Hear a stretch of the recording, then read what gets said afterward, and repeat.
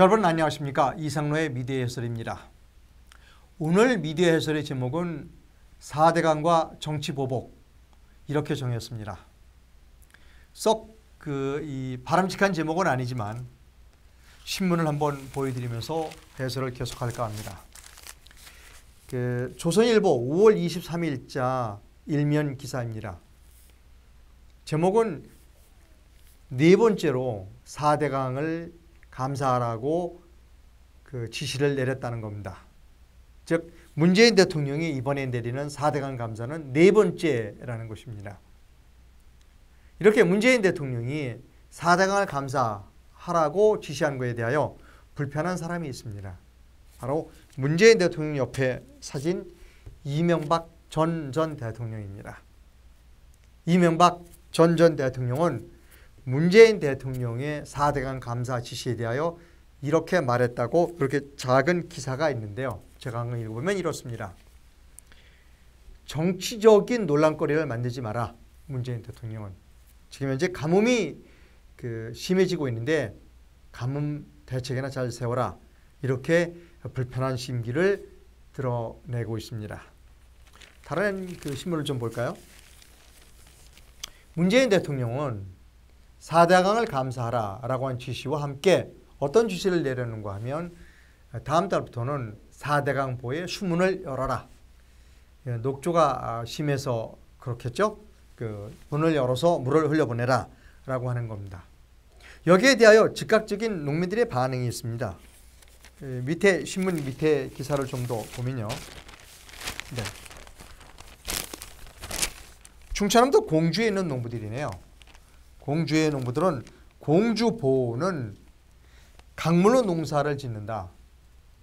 우리 충청도 공주 사람들은 그런데 보에 물을 흘려버리면 농사를 어떻게 짓느냐라고 걱정을 하고 있다는 겁니다.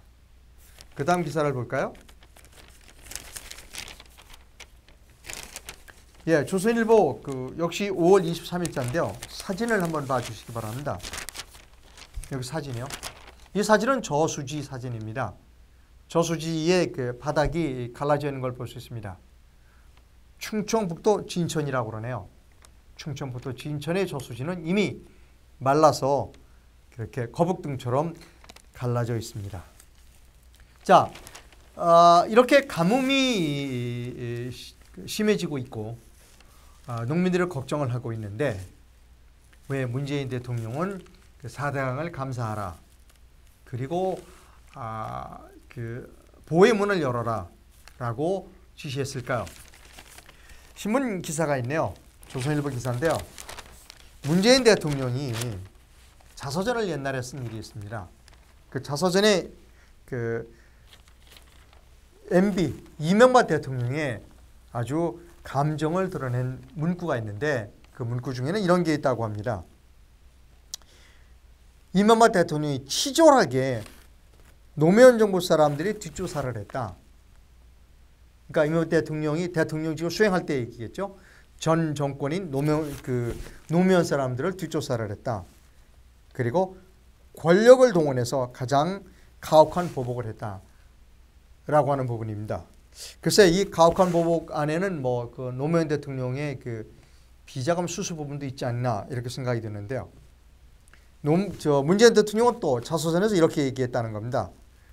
이명박 대통령이 4대강 사업을 통해서 국토를 망쳐놓았다라는 겁니다. 옆에 기사에는 이런 게 있네요. 문재인 대통령은 4대강을 시작으로 이명박 대통령을 정치적으로 공격할 거다.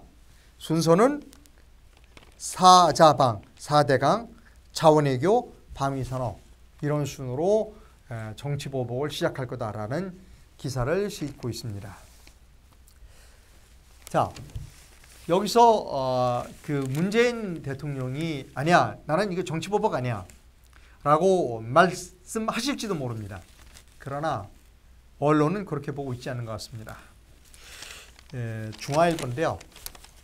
중앙일보는 문재인 대통령, 최근 문재인 대통령이 후보 시절부터 가장 문재인 대통령에게 우호적인 기사를 실어왔던 중앙일보입니다.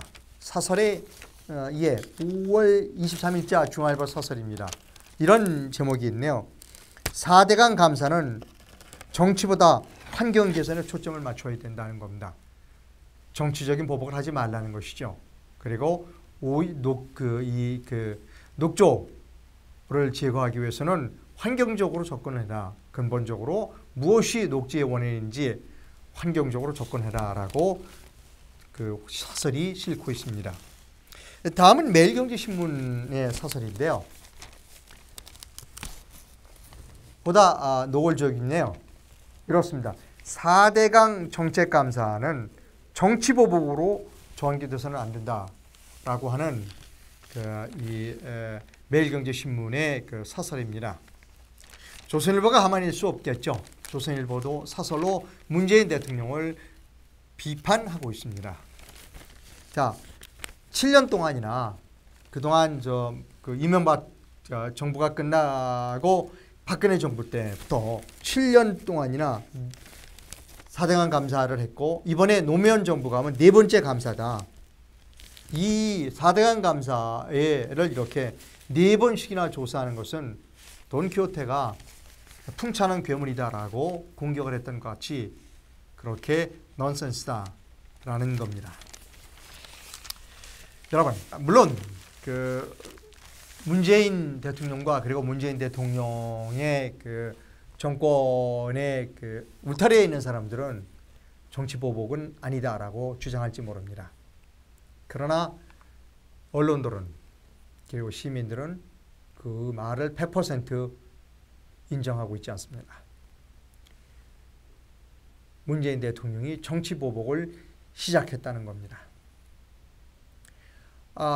아까 조금 전에 중앙일보 사설에서 말했듯이 4대강 감사는 정치인 감사가 아니라 환경적으로 감사를 해서 환경적으로 미약한 부분을 보완하다라고 하는 논설이 있었습니다. 기사 하나를 소개해 드리도록 하겠습니다.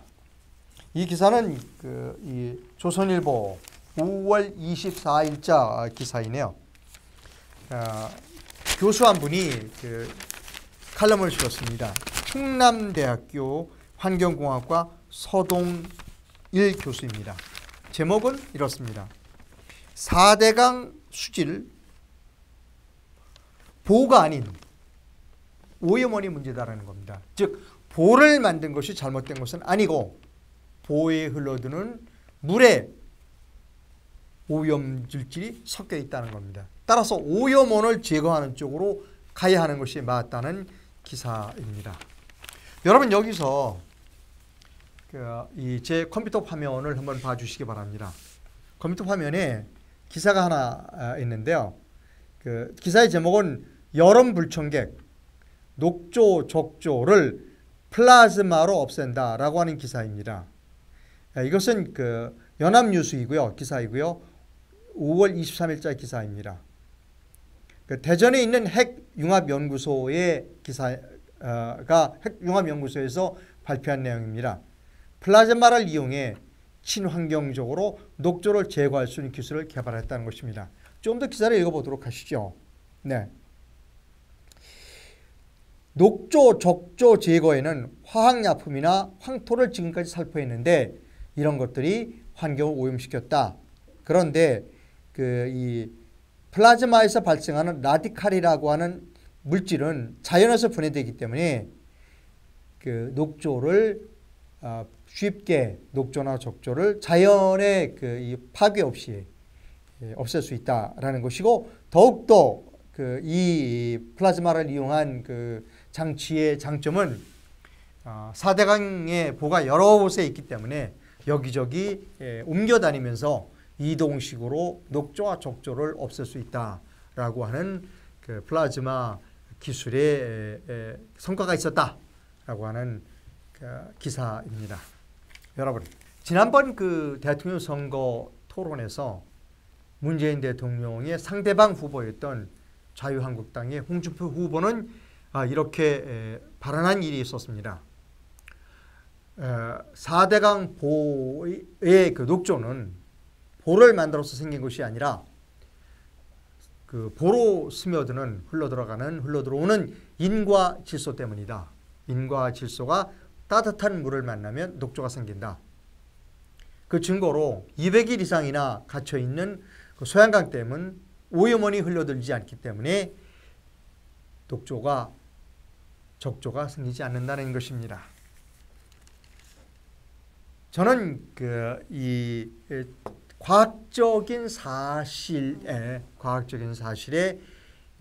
모든 사람들은 귀를 기울여야 될 필요가 있다, 이렇게 생각을 합니다. 여러분, 여기서 제가 4대강에 대한 제 개인적인 소견을 좀 말씀드리도록 하겠습니다. 이건 순전히 제 개인적인 소견입니다. 여러분들이 제 개인적인 그 소견에 대하여 비판을 하신다면 겸허하게 수용하겠습니다. 시작합니다. 2008년도에 세계적인 투자회사 리만 브라더스가 파산했습니다. 세계 경제는 급전직하 나락으로 떨어지기 시작했습니다. 많은 경제학자들이 1930년대 미국의 경제 대공황 같은 불황이 올 것으로 예견했습니다. 그래서 각국 정부가 돈을 막 풀기 시작했습니다. 많이 풀었습니다. 이명박 대통령은 아마도 4대강 사업을 돈을 풀기 위한 사업, 즉 미국의 뉴딜 정책과 같은 동일한 정책으로 생각을 했던 것 같습니다. 그래서 1930년대 경제 대공황이 닥쳤을 때 미국의 후보 대통령이 콜로라도 강에 후보댐을 만들었듯이 이명박 대통령은 4대강 사업을 진행하지 않았나 하는 것이 제 개인적인 소견입니다. 여기서 여러분에게 책을 한 권 소개해 드릴까 합니다. 이 책은 제목은 에너지 전쟁이라고 하는 책입니다. 불란서의 유명한 에너지 학자가 쓴 책이고요. 이름은 물론 프랑스 이름입니다. 장-릭 뱅제르라고 하는 사람이고요. 유명한 유럽의 에너지 학자입니다. 이 사람은 2007년도 이 책을 쓰면서 이렇게 주장했습니다. 석유를 비롯한 화석 원료는 언젠가는 고갈된다. 여러 가지 문제로 그 석유를 비롯한 화석 원료의 사용은 점점 어려워질 것이다.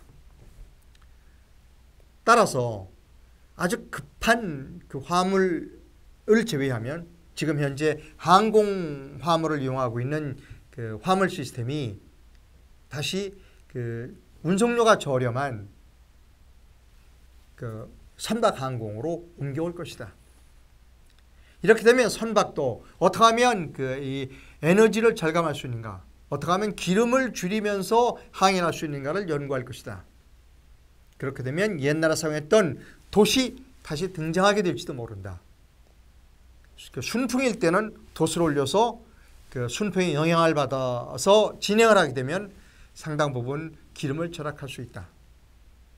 이런 시대가 오면 어떤 나라가 가장 경제적으로 효율적인 나라가 될 것인가? 그것은 저 먼 그 대양에서 짐을 싣고 들어온 배가 내륙 깊숙이 들어올 수 있는 나라, 그런 나라가 경쟁력 있는 나라가 될 것이다 라고 이 책에서 주장하고 있습니다. 구체적으로 제가 좀 밑줄을 쳤습니다. 구체적으로 이런 그 표현이 있는데요. 여러분께 읽어드리도록 하겠습니다. 이 부분입니다. 이 부분인데요. 자, 하천 교통 역시 아주 효율적이지만 사용할 수 있는 수로와 운하의 그 잠재력이 제한된다. 하천 교통을 재정비하고 새로운 운하를 개발하는 프로젝트가 현재 프랑스 북부와 유럽에서 진행 중이다. 여러분, 이 책은 2007년도에 프랑스의 에너지 학자가 쓴 책입니다. 그리고 앞으로 에너지를 절약하는 길은, 그리고 앞으로 그 경제적으로 효율적인 국가가 되는 길은 하천을 이용하는 길이다. 그리고 그 하천은 배가 짐을 싣고 운항을 해야 한다. 그래서 프랑스 북부, 그리고 유럽에서는 하천의 운하를 다시 만들고 있다. 그런 계획을 가지고 있다라고 2007년도에 프랑스의 유명한 에너지 학자가 이 책에서 기술을 하고 있습니다. 여러분, 계속해서 제 개인적인 소견을 말씀드려서 죄송합니다. 저는 우리나라 4대강 개발에서 잘못된 점이 있다면 이명박 대통령이 운하를 만들려고 하는 계획을 포기했다는 것입니다. 즉 운하를 만들었어야 된다는 것이죠. 저는 4대강에 운하를 만들었어야 된다라고 생각합니다. 물론 제 개인적인 소견입니다. 제가 1981년도에 문화방송에 입사했고 10여 년 동안을 MBC의 카메라 출동 기자로 일했습니다. 많은 여러 가지 그 환경 문제, 교통 문제를 취재할 때 그 물류를 담당하는 교수분들이 저에게 이렇게 말씀하셨습니다. 저는 그때 젊었으니까요. 어이, 젊은 기자 나 좀 보지. 여러 가지 뭐 교통 문제 이런 문제 그 고발하느라고 애를 쓰고 있는 줄 아는데 이 기자 내가 아주 중요한 얘기를 해줄게. 이렇게 환경 문제, 교통 문제를 해결하는 가장 좋은 방법은 우리나라가 하천을 이용하는 길이야. 하천에 운하를 만들어야 돼. 하천을 이용하면 우리는 많은 교통 혼잡을 줄일 수 있고 많은 비용을 절감할 수 있어. 이 기자, 앞으로 카메라 출동을 할 때 그런 점에 좀 그 관심을 가지고 접근을 해줬으면 좋겠어. 이렇게 말씀하신 분들이 굉장히 많았다는 겁니다. 그 당시 저는 그것이 무엇을 의미하는지 잘 몰랐습니다. 그러나 최근에는 알게 됐습니다.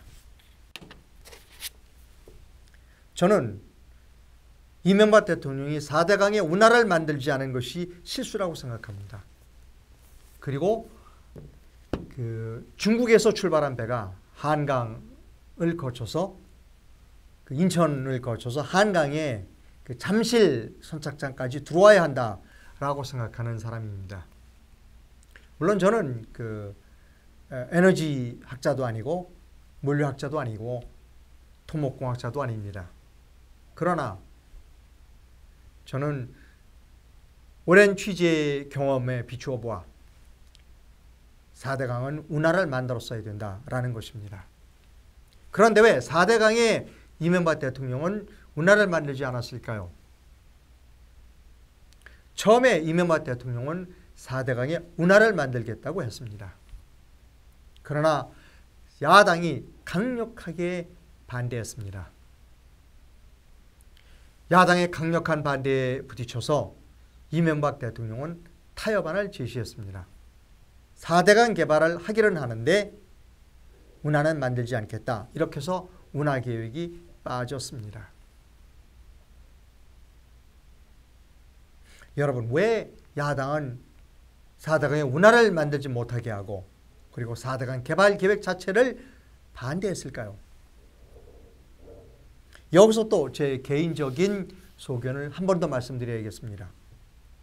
저는 야당이 말하지 못하는 4대강 반대론자들이 말하지 않는 불편한 진실이 있다고 생각합니다. 이명박 서울시장은 청계천을 복원했습니다. 청계천을 복원하고 이명박 서울특별시장은 정치적으로 많은 지지를 얻었습니다. 청계천 복원으로 정치적인 지지를 많이 얻은 이명박 대통령은 대통령에 출마했고 그리고 청계천 복원 덕분으로 정치적으로 많은 이득을 얻었다고 생각합니다. 여기에 야당이 왜 4대강 사업을 반대했는지가 그 해답이 있습니다. 야당은 이명박 대통령이 취임하자마자 첫 번째로 큰 사업 4대강을 개발하고 그리고 운하를 만드는 계획이 성공하면 즉 청계천과 같은 효과가 나면 5년 후에 또다시 보수 정권이 집권할 가능성이 있다고 생각했기 때문이라고 저는 판단합니다.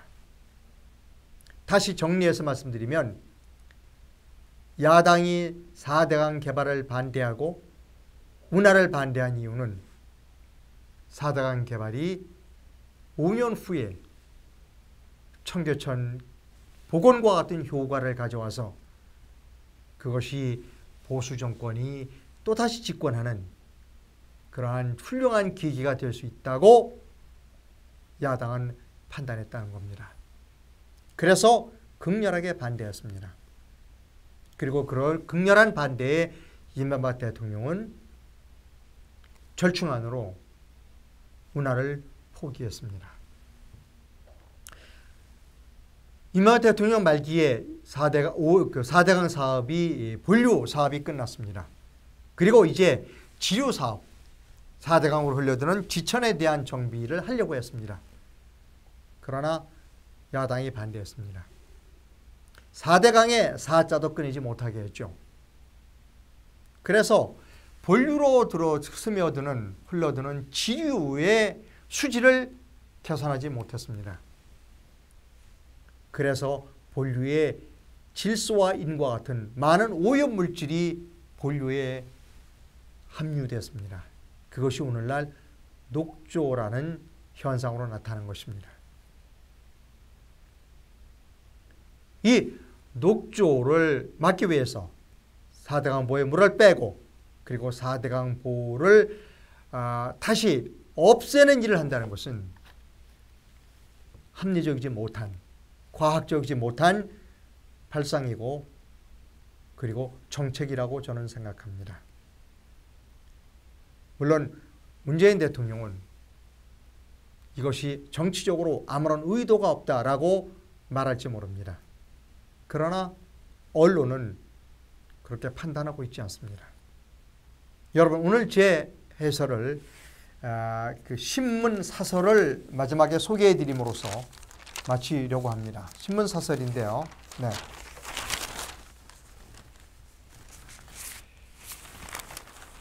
매일경제신문 사설입니다. 아까 보여드렸듯이 4대강 정책감사는 정치보복으로 전개돼서는 안 된다라고 하는 사설 밑에 또 다른 제목의 사설이 하나 있습니다. 이 사설을 제가 오늘 마지막으로 소개해드리고자 합니다. 이렇습니다. 문재인 대통령 국정 지지율이 80%에 다르다는 겁니다. 아주 높은 지지율입니다. 보기 드문 역대 대통령 중에 보기 드문 지지율입니다. 그런데 그 다음 문장입니다. 이럴수록 자만을 경계하라. 즉 겸손하라는 것입니다. 여러분, 이 매일경제신문 사설 제목을 끝으로 오늘 이상로의 미디어 해설을 마칩니다. 여러분 감사합니다. 다음 시간에 뵙겠습니다.